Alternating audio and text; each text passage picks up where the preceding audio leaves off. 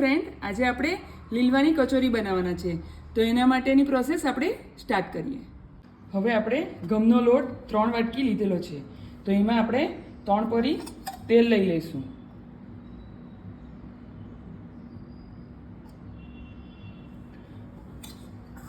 અને 1 ચમચી મીઠું લઈ લઈશું. હવે આપણે એને બરાબર મસળીને મણ મિક્સ કરીને જરૂર પૂરતું પાણી નાખતા જઈને લોટ બાંધી લઈશું. લોટ એકદમ કઠણ પણ નથી બાંધવાનો અને નરમ પણ નથી બાંધવાનો, મીડિયમ થીક બાંધશું. આ મેં ઘઉંનો લોટ લીધેલો છે. કોઈ મેદાનો લોટ લેવો હોય તો મેદાનો પણ લઈ શકે, પણ ઘઉંનો હેલ્ધી હોય છે એટલે હું ઘઉંના લોટની જ બનાવું છું. હવે આપણો લોટ બંધાઈને રેડી થઈ ગયો છે. હવે આપણે એને રેસ્ટ આપી દઈએ 10 મિનિટ અને આપણે જે કચોરીનો માવો છે એમ તૈયાર કરીએ. આ મેં લીલી તુવેરના દાણા લીધેલા છે, શેર તુવેરના દાણા. એની સામે 250 વટાણા લીધેલા છે. એકલી તમારે તુવેરના દાણા લેવા હોય, એકલી તુવેરની દાણાની કરવી હોય તો પણ ચાલે, પણ મેં થોડા વટાણા નાખું છું. હવે આપણે એને આ ચોપરમાં ક્રશ કરી લઈએ. તમે જો ગ્રાઇન્ડરમાં ક્રશ કરશો તો લીસો મસાલો થઈ જશે, તો ખાવામાં મજા નહીં આવે. એટલે આ ચોપરમાં આપણે એને બધું પીસી લઈએ. આપણો માવો પીસાઈને રેડી થઈ ગયો છે. તમે જોઈ શકો છો, આવો દરદરો જ રાખવાનો છે. હવે આપણે એને શેકી લઈએ. આપણે સૌપ્રથમ કચોરીનો માવો શેકી લઈએ. એના માટે મેં પેનમાં 5 પરી તેલ લીધેલું છે.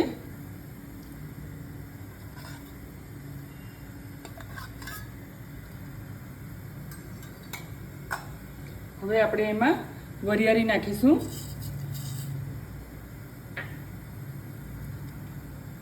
હવે આપણે એમાં તલ નાખીશું.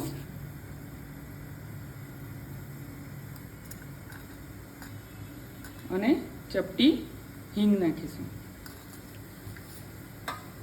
આ ગરમ થઈ ગયું છે, તેલ ગરમ થઈ ગયું છે. એને બહુ આપણે ઉકાળવાનું નથી અને લાલ થવા દેવાની નથી વરિયાળી. હવે આપણે એને ક્રશ કરેલો માવો અંદર ઉમેરી લઈએ. આપણે આ બધું મિક્સ કરી લીધું છે. ગેસની ફ્લેમ થોડી ધીરી રાખજો. હવે આપણે એમાં મસાલા કરી લઈએ. તો આપણે સૌપ્રથમ 1 ચમચી ભરીને મીઠું લઈ લઈશું. 1 ચમચી ભરીને ધાણા જીરું લઈ લઈશું. 1 ચમચી હળદર લઈશું. હવે આપણે લીલું મરચું 1 લઈ લઈએ, 1 ચમચી. તમે કેટલું તીખું ખાતા હોય એ માપથી તમે તીખાશ કરી શકો. હવે આ લીલા લસણની પેસ્ટ છે તે લઈ લઉં. સૂકું લસણ છે 1 ચમચી, એ લઈ લઈએ. ટોટલી ઓપ્શનલ છે, તમે સૂકું લસણ ના નાખવું હોય તો પણ ના ચાલશે. હવે આપણે એને મિક્સ કરી લઈએ. આ મને હલાવતા ધીમા તાપે 5 મિનિટ થઈ ગઈ છે. હવે હું અંદર આપણે લાલ દ્રાક્ષ આવે એ નાખવાની છું. હવે 1 ચમચી ખાંડ નાખી દઈએ અને 1 લીંબુનો રસ નાખી દઈએ. અને આપણે સતત એને 5 મિનિટ હજુ હલાવતા રહીશું. તમે જોઈ શકો છો આ થઈ ગયું છે. હવે આપણે એમાં કાજુના ટુકડા નાખીશું. તમારે ગરપણ ખટાશ, મરચું, મીઠું તમારા ટેસ્ટથી તમે વધારે તીખું ખાતા હોય તો તે પ્રમાણે. હવે આપણે એમાં લીલા ધાણા નાખીશું અને હલાવી લઈશું. હલાવીને આપણે એક બાઉલમાં એને થોડીવાર ઠંડુ થવા માટે મૂકી દઈએ. આપણે આ લોટ જે બાંધીને રેડી રાખેલો હતો ને રેસ્ટ કરવા મૂકેલો હતો, એને હવે આપણે બરાબર મસળીને એના નાના નાના લુવા પાડી લઈએ. આ માવો આપણો ઠંડો થઈને રેડી થઈ ગયો છે. હવે આપણે આ પૂરીના લુવામાંથી પટલી પટલી પૂરી વણી લઈએ. આપણે પૂરી વણીને પટલી વણીને એક રેડી કરી લઈએ. હવે આપણે આ ફિલિંગને પૂરીમાં મૂકી દઈએ. આ પૂરી વણાઈને રેડી થઈ ગઈ છે. હવે આપણે એમાં સ્ટફિંગ ભરી લઈએ.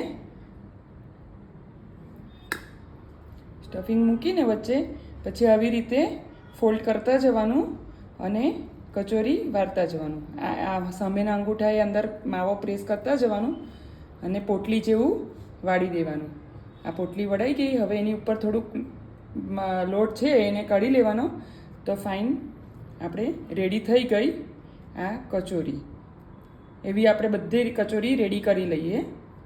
આપણે આ કચોરી ભરીને રેડી કરી લીધેલી છે. હવે આપણે એને ગરમ તેલમાં તળી લઈએ. બહુ ગેસ ફાસ્ટ નથી રાખવાનો, ધીમા તાપે તળજો. આ તેલ ગરમ થઈ ગયું છે. હવે આપણે એમાં કચોરી મૂકી દઈએ.